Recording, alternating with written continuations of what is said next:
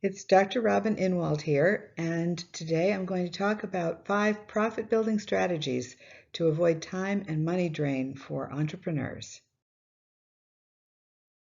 What causes business failure? The ultimate time and money burnout factors are several. I've done some research on the internet and in my own field lately and found one article that was particularly interesting. Tom Eisenman of Harvard Business School and professor of entrepreneurship reported on studying hundreds of startup companies and why they fail.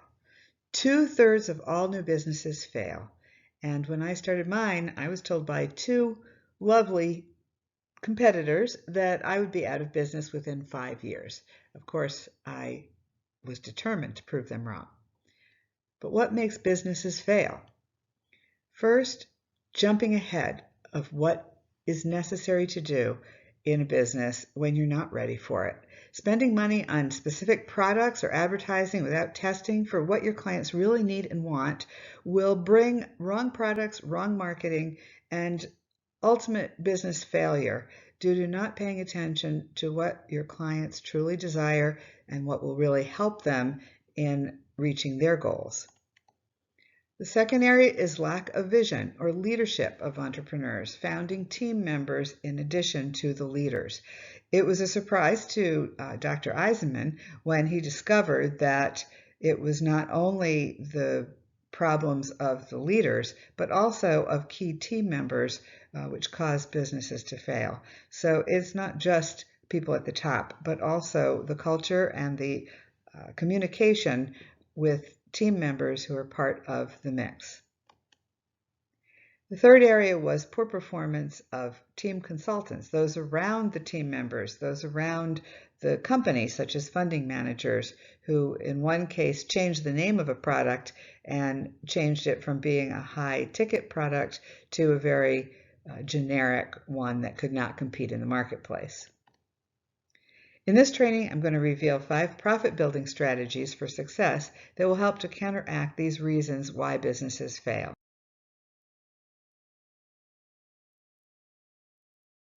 The first strategy, which is most important, is to select a profitable niche with tested product types or services.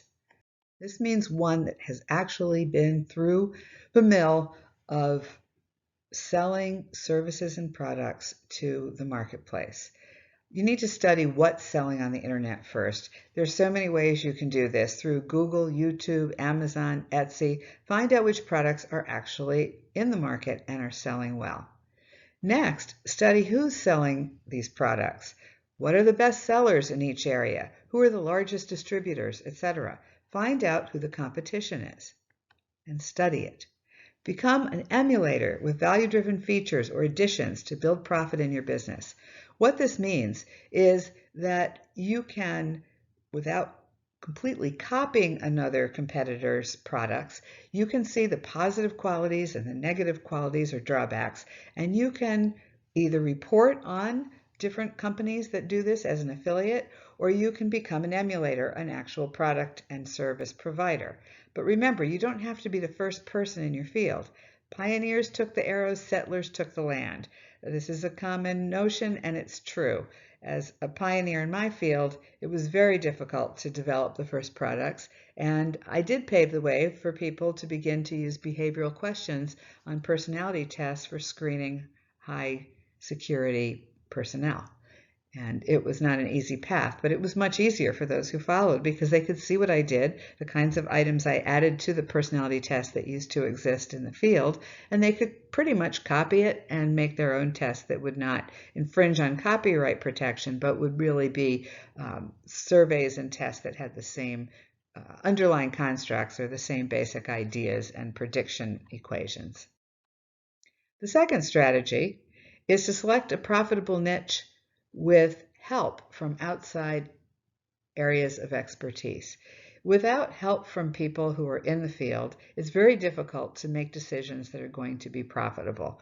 It's important to find those people that are in the field who have done what you're interested in doing to some degree, and then finding a way to become close to them, to learn from them, to buy their training programs, to communicate so that you can take advantage of what they have to offer. And very often what they have to offer is a way to sell you the training on what they've learned. And that's fair. That's how I started in the internet marketing field, by finding the best leaders in the different areas and taking courses from them, finding out what I needed to learn.